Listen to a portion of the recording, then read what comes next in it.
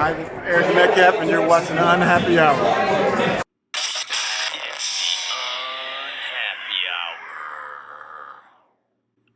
What's up, everybody? Broadcasting from the United States of America. My name is Brian Engelman, and this is the Unhappy Hour here on the TNAM network. So, today, the Cavaliers of Cleveland have made a big announcement. Koby Altman has made another one of his major moves. Obviously the most significant move that he did make was trading Kyrie Irving away last offseason. And today, Kevin Love has announced a 4-year, $120 million extension with the Cleveland Cavaliers. So I figured nothing better to do than to bring in Zak Baris to the program to discuss what this all means. Zak, welcome back to the show. How are you doing today? I'm good. How about yourself? You know, I'm living the dream. I'm busy, but good. And, man, if it's not Josh Gordon with the Browns, it's Kevin Love with the Cavaliers. So I'm going to split segment 2 up with Josh Gordon and the Browns. We'll get to that in a second. But I wanted to get into this Kevin Love thing. Let's talk about the deal itself. He already has a year on his contract, and this is a 4-year extension, so it's a total of 5. Can you break down how this all works, the logistics of it? Yeah, so what they're doing is they're extending his contract essentially 4 years after this year. So he's got 5 years left on his deal now. Okay, so it's a 5-year deal. I guess the extension is worth $120 million in itself, on its own. So he has 5 years on the deal. Now, why do you think Koby Altman made this a priority? Because I think that they want to be able to lock up a star. It's not every day that you get an all-star on your team in the NBA. We've seen how difficult it is and what benefits. You know, he'd have minimal trade value having 1 year left on his deal. I mean, honestly, look at it. What do you get for an all-star with 1 year left on his deal in today's NBA? You know, what are they going to get? A mid-round, a mid-tier draft pick that's going to land on 15 to 20? You know, that's going to be maybe a possible halfway, semi-decent impact player? No, it's not every day you get a guy like this. And, this bodes well for Cleveland that Kevin wanted to resign here, that, this isn't just, it's not just dead weight sitting on your books this year, and trying to trade him to a team and then he's going to go to another team in the offseason, and sign a max deal there or go to the Lakers or something. This was good for Cleveland. It really is. It's good for the Cavs organization, too.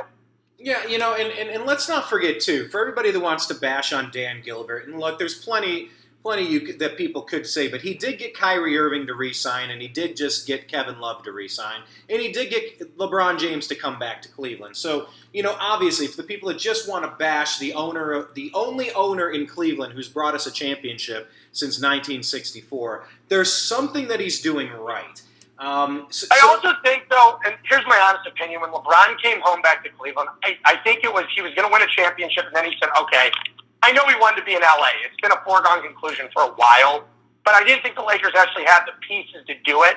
And if he honestly cared about basketball, this was not a basketball move by LeBron. To go in potentially the last full year of his prime, and I mean his, again, prime could last 4 more years. We don't know. He's a 1 in a billion, more than 1 in a billion players, a 1 in 7, 8 billion player. Right. That's how good the guy is. There's that many people in the world. He's the best at what he does. We don't know how long his prime's going to last. It could last could be over. He could start declining this year. He could even keep getting better. I don't know. It's LeBron. He's not like anybody else. But what I'm saying, though, is taking advantage of the last few years of your prime. I mean, look what Cleveland did when we thought he was in his prime in 2014 when we landed him. They went out and got Kevin Love. They sacrificed Andrew Wiggins at the time, who you thought was going to be a superstar at the time, for a player who might not have had as high as a ceiling, but it did it to keep LeBron while he was here in his prime. And when you're talking about Andrew Wiggins, that's what happens. You can get Anthony Bennett, you can get Andrew Wiggins, you can get Kyrie Irving, you can get LeBron James. It's not very often that you get Shaquille O'Neal or, LeBron James. The number 1 pick, a top 10 pick, does not necessarily mean that you get a superstar by any stretch of the imagination. No, we witnessed it, and we witnessed bust after bust. And what a couple of years ago we defined as one of the most, talent-defined draft class of our day and age. Look at Dante Exum. Look at Emmanuel Mudiay. Look at these guys. Wiggins is nothing to write home about. He's an average player at best, a little above average. Jabari Parker, same thing. Embiid's really the only star out of those guys. And, so, again, it's a total crapshoot. Right. Donovan Mitchell's a superstar. Donovan Mitchell should not have fallen as far as he did last year, but he did. That's why it's a crapshoot. You never know what you're going to get. So you look at guys like Mario Hezonja, who Orlando coveted. Didn't do much there. Mm-hmm. Yeah, there's an importance that comes along with grabbing somebody that you know is an all-star. Now, maybe they're not going to be someone like Steph Curry, but it's somebody that you can build a championship team around. It's not every day you find those guys. This brings credibility to the Cavs organization. It allows them to free up some contracts over the next couple of years and go out and sign a big-time free agent that says, okay, Kevin Love's done a good job here. He's humble. He's a proven star. The guy's been to 4 straight championships with this team. He stayed in Cleveland. He's been true to his word the whole time. The guy's been involved in trade rumors every single year. There were rumors that he was leaving after year 1 in Cleveland. The Cavaliers rolled the dice on him, and he stayed anyway. Right. And again, with LeBron, it just proved the whole time that LeBron had been keeping us that he wanted to be in LA. No matter what the Cavs had done, unless they would have somehow won the title last year, with Irving or without, LeBron wanted to be in Los Angeles at this stage of his career. It's that simple. I just don't understand. It's because what? He wants to be a movie star because he played himself in a movie with Amy Brian, Schumer? I couldn't tell you. I really don't know. I don't get All that. I know is the Lakers, there's a reason the Lakers have struck out every single time over the last 6 years in free agency. Starting with Dwight Howard, LaMarcus Aldridge, you name it, they've struck out. And they even did it this offseason. They signed LeBron and they couldn't get Paul George. They couldn't even trade for Kawhi Leonard. Yeah, and give me a break. I want to get to the Lakers.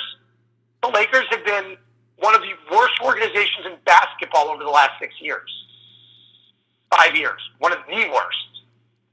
Yeah, and it's interesting you say that they struck out because they got Dwight Howard. They did get him, but it didn't work out by any stretch. Sometimes be careful what you wish for. I'm saying no. But they couldn't even retain him in free agency. He left. He didn't want to be there. Well, that might be a win, turns out, with his career. But, yeah, I get your point. Even knowing what you think you have, it doesn't mean that you have what you thought you had. It can be confusing running an NBA team sometimes, trying to trust the process. There's no guarantee. I'm not saying the Lakers are going to be a bad team. Do I personally think they're going to be good? No. I think they're a borderline playoff team, in my opinion. I think right now that stands that they're probably the 6th best team in the West. It's going to take 50 wins to get. Don't forget, San Antonio is technically an improved roster from last season because don't forget, Kawhi Leonard barely played. Okay, fair. So adding DeMar DeRozan in that place for the Spurs, all right, fair. They may have just gotten a little better. I'm not saying they're better without Kawhi Leonard. It's not what I'm saying. But if Kawhi Leonard, who didn't play last season, Yeah, and that's kind of like the Kyrie Irving situation. The Cavaliers are worse off without Kyrie Irving, but he didn't play most of the year, so how much worse off are we because we got Isaiah Thomas that we turned into Larry Nance and some of these other players, and now, Colin Sexton. So, it's so interesting to play this game to try to figure out who's in a better position. But back to Kevin Love for a second. So you said this is going to free the Cavaliers up to maybe make a move in a year or two to dump some salary and get another free agent. Talk about how you mean this is going to help the Cavaliers in their position to kind of revamp the roster. This just allows the Cavaliers now to be a player in free agency again, saying, okay, we have an established superstar. This isn't Sacramento. Okay. This is not a revolving door now for talent. We can go out there, offer someone max money, and sign him. People who want to play with Kevin Love, they have before. He's a good teammate. He's done a good job in Cleveland. There's a reason they've been to 4 straight finals. Yes, I know that main reason is LeBron. Well, however, Kevin Love has played an integral part on 3 out of those 4 teams in the postseason. Exactly. And so, and that Dan Gilbert's the owner that's going to spend money as well. He's not afraid to go in the luxury tax as long as it means that you're going to make a deep run into the playoffs. Real quick, talk about the Cavs roster.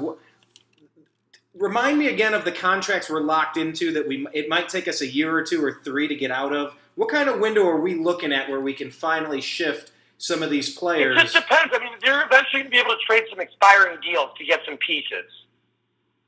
When do you think that could start? You will be able to trade expiring deals to get pieces. Right. When do you think that could start? When is the soonest you might start seeing? Probably in a year. I mean, I would need to take a look at all the draft picks, all the roster, everything, before I analyze it, and then once I have everything prepared, I could go over that. Okay. But, I mean, some of the big ones are obviously what? Tristan, J.R. Smith, with a couple years left. Yeah.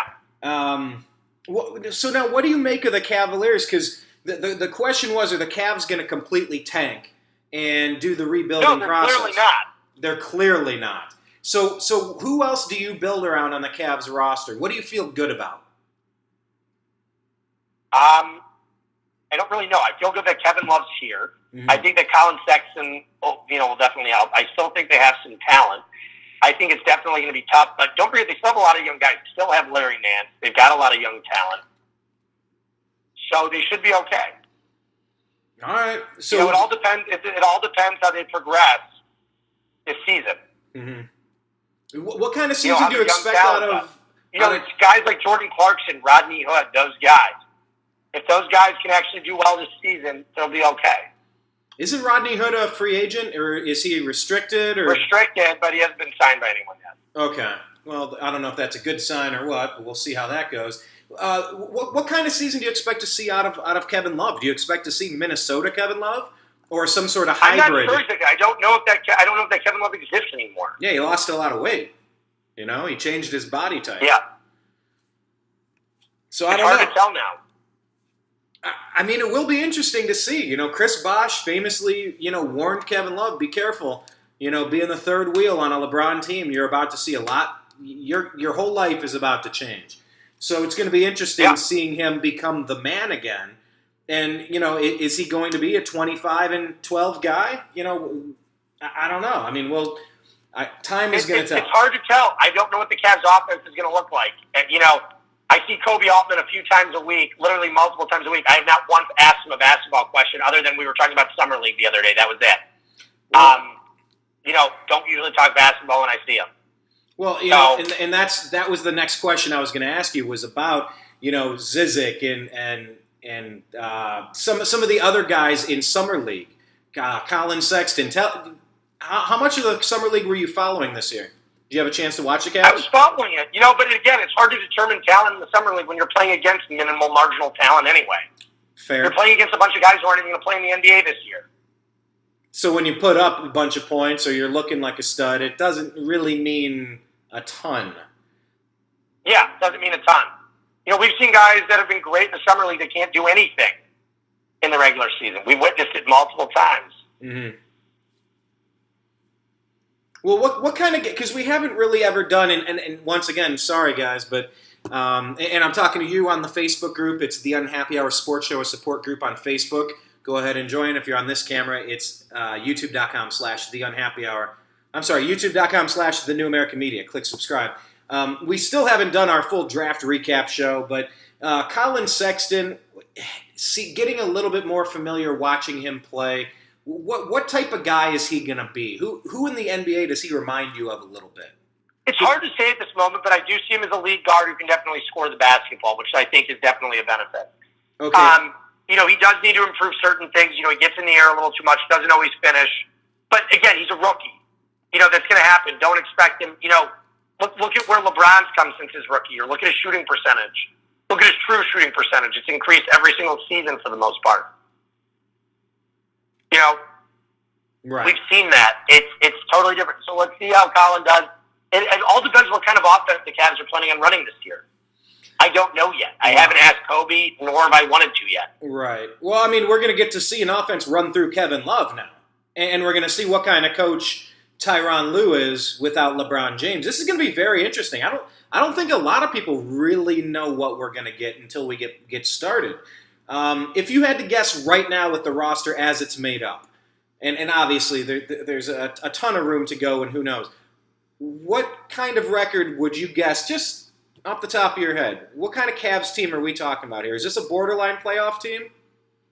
It it could be a borderline playoff team. It could be a 20-win team. I tend to think they'll win more in the 30s. But again, it all depends too. I mean, they're clearly not tanking. You could watch them go and move some young players for established players. I don't know what they're going to do. But this roster isn't horribly aged like years past. Mm-hmm. You know, they do have young talent. They do have Colin Sexton. They do have Larry Nance. They do have Rodney Hood, or they probably will have Rodney Hood. You know, they do have Jordan Clarkson. They do have young guys who can score the basketball. This team isn't totally depleted of talent. Right. Yeah, and a lot of people like Osman, too. A lot of people like him. Yeah, Wondered what Zizek is going to do. Be a good player. You just don't know what you're going to get out of these guys yet. And what kind of role is J.R. Smith going to step into? What type of role is Tristan Thompson going to play? There are a lot of question marks with this team. I think they're the most questionable team in the NBA right now because of losing LeBron. I think the two most questionable teams in the NBA this year are the Cleveland Cavaliers and the Los Angeles Lakers. We don't know what the Lakers are capable of. They don't have a second star. They don't have a third star. They have LeBron and that's it. With a bunch of unknown young pieces who can't shoot the basketball. Well, and you got two of them who are having rap battles and rap wars where they're dissing each other on rap tracks with Kuzma and Ball. I don't know. I just, the more I think about it, the less I understand LeBron's decision to move out west. But once again, Brian, why are you out in LA? Give me a couple months. We'll see what happens. I don't know. But why did you move out to LA in the start? Because I wanted to follow up my smash hit movie with Amy Schumer with another one. We're in very different situations. I don't know. I didn't want to. No, but I'm just saying though. He may have just had a desire to be in Los Angeles, and maybe where he just wants to live, where he wants to be, where he felt it was best for his family. People fall in love with LA. You knew that as well. You know that as well as I do. There are points people love LA, and there are times you cannot stand LA. Right. You know, it's like Cosmo Kramer said. When Kramer moved out there in Seinfeld, she's a whore. You can't leave. Sometimes, when he goes, nobody leaves LA. LA lures some of the people out there. You don't ever know why you moved out to LA, and then a few years later you ask yourself, why the hell did I ever live here? I'm happier in another place now. I thought I was happy out here. I'm much happier somewhere else. It all just depends. That's where LeBron wanted to be. He could be back in Cleveland in 3 years. We don't know. Yeah, that is the conspiracy theory I love to talk about is if the Cavs tank or if they retool or reload and draft Bronny somehow and get LeBron back for another run. Who knows? Addressing a couple of the questions here in the chat room. Hello to everybody leaving some comments. Thanks for watching. Mike Lococo, Douglas Huff is saying $30 million a year for Kevin Love. Hell no, 36 wins. Talk to the people that think the Cavs overpaid $30 million a year on average for Kevin Love. How would you disagree with that? I mean, they could be right. We don't know yet. Depends. Like I said, though, but this establishes a culture of saying, we're not going to go and sit here and tank. We did it last time. It took us 4 years with no improvement last time, getting rid of everyone. We sucked for 4 years. Didn't get us anywhere until LeBron came back. Last time it really didn't work. Right. Until LeBron came back. They had accumulated all these picks, young talent. Where did it lead to? 33 wins after 4 seasons? Yeah, it wasn't good. It wasn't good. That was Kyrie leading his team. That was, fighting for dominance with Deion They Waiters. were in the cellar of the NBA for 4 years. Yeah, I got Robert Carr in here guessing we're going to be a 40-win team. Someone else. But again, you can always make trades. There are always ways to adjust the roster and retool. I'm sure that they will do that. This is not going to be the roster that's going to be going into February or March. I will tell you that. Do you think Kyrie? It's not going to be the same roster that'll be their post-deadline. Do you think there's any chance Kyrie comes back, or is him to New York some sort of foregone conclusion, or is that just immediate? I think he could stay in Boston, too. I tend to think it's Boston or the Knicks. Okay. But probably not back to Cleveland. I would say highly unlikely, but you never know. You never know. He's a weird cat. Weird things have happened. I don't tend to think he'll be in Cleveland, but you never know. I just don't see it like that. I mean, I'd be willing to put money on it that he's not back here. Let's just put it that way. Chad Ousley in the chat room is saying, how can this team acquire more draft picks, and what is Jetty Osman's potential?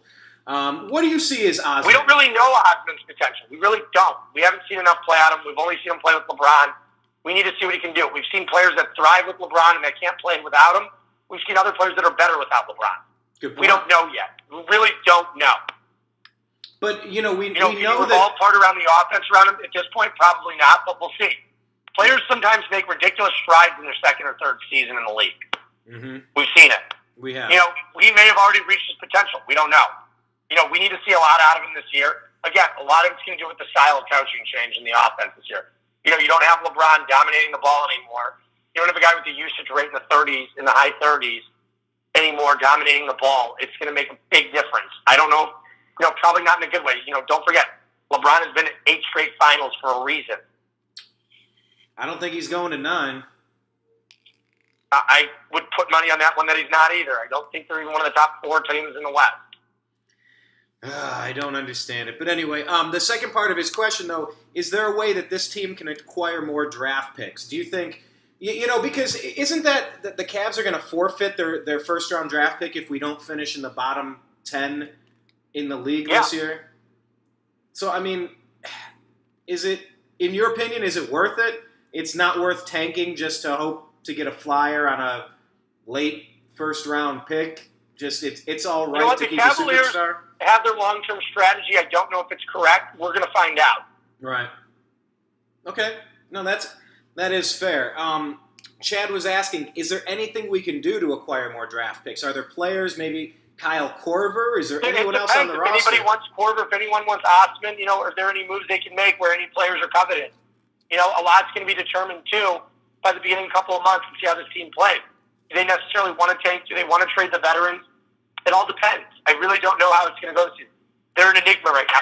We don't know what the Cavaliers are going to do this season. We have no inclination of how they're going to act, what they're going to do. We have more of it that they're not going to tank now because they do have Kevin Love long term. I don't see them tanking. Well, the question for the Cavaliers, Zach. By the way, we're talking with Zak Baris. If you're joining us late, you can follow him on Twitter at @ZBaris. That's ZBARIS. Something you and I talked about for a long time. You've been doing the show for about 7-8 years now, since we've been doing it here at the Unhappy Hour. We've talked about that Atlanta Hawks syndrome, where you end up as like the 7-8 seed year after year after year after year. Well, they were the number 1 seed. No, well, recently. But prior to that, they were the team that was kind of locked in the 7 or 8. Unless you remember, before that, it was the Cavaliers in the mid-90s. What, like the Mark Price years or the? Nope, 94 since Gundarina was built. They were always locked in as a 6 or 8 seed for about 6 years. Okay, 6 we're or talking 9 even. We're talking what? Terrell Brandon, Tyrone Hill. Yeah, those years they were locked in basically a 6 or 9 seed in the East. They were in no man's land. They weren't good enough to get the pick. But again, the Cavaliers are a different scenario now. Will they be able to get a free agent? They might be able to. If Oklahoma City is able to retain a guy like Paul George, Cleveland can retain Kevin Love. The big market fiasco seems to be over in the NBA. Why do you think that is? It's very interesting you said that. Expand because on it failed so miserably in 2010. With New York, with guys going to the Knicks, then the whole thing with the Steve Nash deal and Dwight Howard in L.A. failed. It didn't really seem to help any of these players.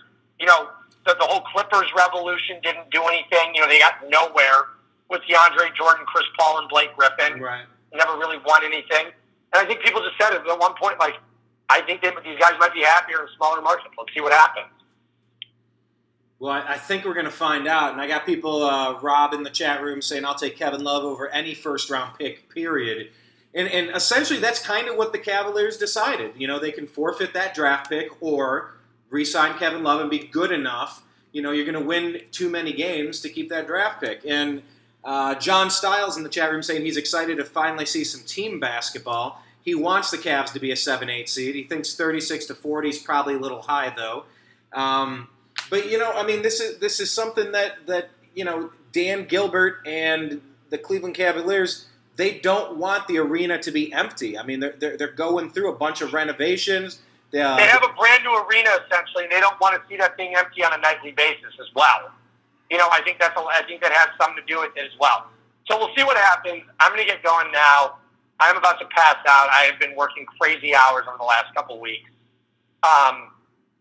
So I am going to go now. but I'd love to continue this conversation this week, though I will be available. Absolutely. Zach, one more thing. I know we touched on it. If I could get one more question out of you on your way out the door. Kawhi Leonard, DeMar DeRozan, we've had a little bit of time to digest it. What's your takeaway from this, now that we've had a little bit of time to... I think that the Spurs at least get a quality all-star in return. The status of Kawhi Leonard, absolutely not. When Kawhi Leonard's healthy, he's the second or third best player in the NBA. Right. Hands down. I mean, he's up there with Durant and close to LeBron. He's that good. If he's healthy this year, Toronto will be in great shape, along with getting Danny Green. Toronto will be a force to be reckoned with in the East. They will. Yeah, and they already were. They were a force to be reckoned with before that move. So we will see how it plays out. It was interesting how he was kind of hinting toward he didn't want to play with them, and he changed his tune real quick, got on the same page, and yeah, Danny Green's no slouch to be included in that deal. Everybody forgets that. But no, Toronto has a really good set of wings. I think they're going to be fun to watch this year. I think they're going to be really fun to watch. I think Boston's going to be fun to watch. It'll be interesting to see the development for Markelle Fultz. I think you have three really, really good teams in the East. Boston, Philly, and Toronto. I don't know which one's coming out yet. It all depends on the play of Markelle Fultz, if Kawhi Leonard's healthy, and if the Celtics, five are healthy. I'm shocked they retained Marcus Smart, which means they're either prepped for Kyrie Irving to leave or trading Terry Rozier. Well, every move that people make, it lays the cornerstone and the foundation for the next move. So I guess we will keep an eye on it. I will let you get going for today. And I think I'm going to have to talk about Josh Gordon a little bit after this. Zach, thank you so much for your time. Appreciate it. Thank you. To be continued, buddy. Thank you, Brian. Take care. All right, guys. There goes Zach. I'm going to do a quick reset here, and I'm going to cover the Josh Gordon situation here at the New American Media. Here, let's turn this up. Here we go. The Unhappy Hour on TheNewAmericanMedia.com. All right. So we are back here on the Unhappy Hour. My name is Brian Engelman, and I wanted to cover this story. This special thanks to Zak Baris for joining us to discuss Kevin Love's $120 million extension. So now he is locked up for 5 years on the Cleveland Cavaliers. Big, big, big move. It's something that you cannot discount. The fact that Kevin Love re-signed, it's another superstar that decided to re-sign with Cleveland. It's Kyrie Irving. This is LeBron James decided to come back, and now Kevin Love re-signed. So there's something really good that can be said about the culture for the Cleveland Cavaliers right now. But shifting gears real quick, I want to talk about Josh Gordon for a second. Josh Gordon had a self-reported instance yesterday. It broke that he will not be attending the opening of training camp. So Josh Gordon, this is something that in our sports group, the Unhappy Hour Sports Show support group, it's something that we were very concerned about when the story broke. We were very worried because we've been burned by Josh Gordon before, much like he's burned NFL defenders. We've seen Josh Gordon flash brilliance and then just absolutely leave us disappointed, frustrated, sad, and frankly feeling a little foolish that we had faith in him in the first place. He obviously broke out on the scene a couple years ago and led the NFL. He did things as an NFL wide receiver that nobody had ever seen before. Literally breaking records, back-to-back weeks of 200-plus receiving yards, leading the NFL in receptions. Just, it's something we had, and this was with Brian Hoyer at quarterback. So with all of this happening, when it came out that Josh Gordon was going to take time away from the Cleveland Browns, it's something that really had a lot of fans worried. Josh Gordon decided that he was going to seek counseling instead of joining the team. Now, one of the first things that came to my mind when this story broke was that this is probably related to HBO's Hard Knocks series. Now, that may or may not be true, but it was the first glimmer of hope that I had that I wasn't going to be let down by this guy who had actually failed a urine test. And this was some sort of way that maybe the team noticed something before the league was able to, so they were going to hide him in a treatment facility, but call it something else. And it's a little convoluted. It's a little strange how the NFL personal player conduct policy and the doping, the anti-doping policies, how these all put themselves together, how they manifest, and where there's overlap, underlap, and gray area in that process. But I wanted to kind of read you, here we go, trying to pull this up here, what Josh Gordon, if it'll open, there we go. This is what Josh Gordon had to say yesterday on social media. He said, to my Cleveland Browns and my NFL family, I am reaching out to you all personally and letting you know that I'm not only great physically, but mentally as well. You will notice that I will not be in Cleveland for the start of training camp. Rest assured, this too is a part of my overall health and treatment plan. I appreciate the awesome support I've received from teammates, friends, fans, and the Browns organization. Just like you, I'm excited to start the season, and I have every intention of being ready and available to join my teammates soon to help bring winning football to our fans. With the help of the NFL, the NFLPA, and the Browns organization, I've been able to utilize the resources available to me that will ensure my well-being on and off the field. By continuing to follow the plan set up by our medical director and his team and taking this time before the season starts, we believe it will help me maintain the progress I've made for not only today, but for many years to come. Thank you all for your patience, love, and support. Go Browns. Sincerely, Josh Gordon. So when this happened, you got worried. People definitely got worried that this was going to be a situation where he self-reported. And look, I don't know exactly how this situation is going to play itself out. Josh Gordon is a wide receiver with the Cleveland Browns who has one of the most unique skill sets that many of us have ever seen in the NFL. His size, his stature. When he catches the ball, I was watching a highlight reel of Josh Gordon and all of his professional touchdowns in his career. When he catches the ball, he outruns the other people chasing him most of the time. He embarrasses people, and he's still young. He's still a young man.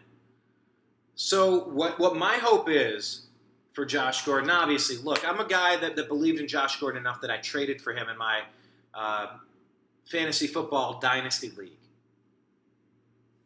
I have faith that Josh Gordon is going to be able to turn his life around, but he's always turned to drugs and alcohol in his life to cope with stress, with anxiety. He used to drink before games. How do you drink before games? For an athletic competition, for an athletic match, for a football game. Drinking? Some people might even understand smoking a joint or a bowl or something, but drinking alcohol before a... Look, he's a player who obviously had issues surrounding him. He was dealing drugs in college. And as society changes and morphs into, a culture that isn't so high-strung on marijuana usage or consumption, and a place that, we tried prohibition and that didn't work. That was scrapped almost immediately. Put an amendment in the Constitution for prohibition, and then had to do one to undo the mistake that was made with the amendment to the Constitution because of prohibition. It doesn't work. I think when you're in a competition, when you're in a sport, when you're competing against other people, there is some sort of understanding for competitive balance. The things such as HGH and steroids, that these things should be prohibited from the players because it provides an unfair advantage from one player to the next player. You saw it in baseball in the late 90s. The Mark McGwire, the Barry Bonds, all these players that were using. Their heads were growing gargantuan and their arms were out to here. It's an unfair advantage. But when it comes to things like alcohol and marijuana, you don't normally think of those types of drugs as being something that's going to be performance enhancing. And you go, well, if this isn't performance enhancing, why is it banned? It doesn't logistically make a lot of sense. It should rationally make sense that you should self-ban, that you shouldn't participate in things like that. Do they ban cigarettes? Cigarettes are not performance enhancing, and that would be a detriment. But if a player wanted to smoke, why would that? Chewing tobacco?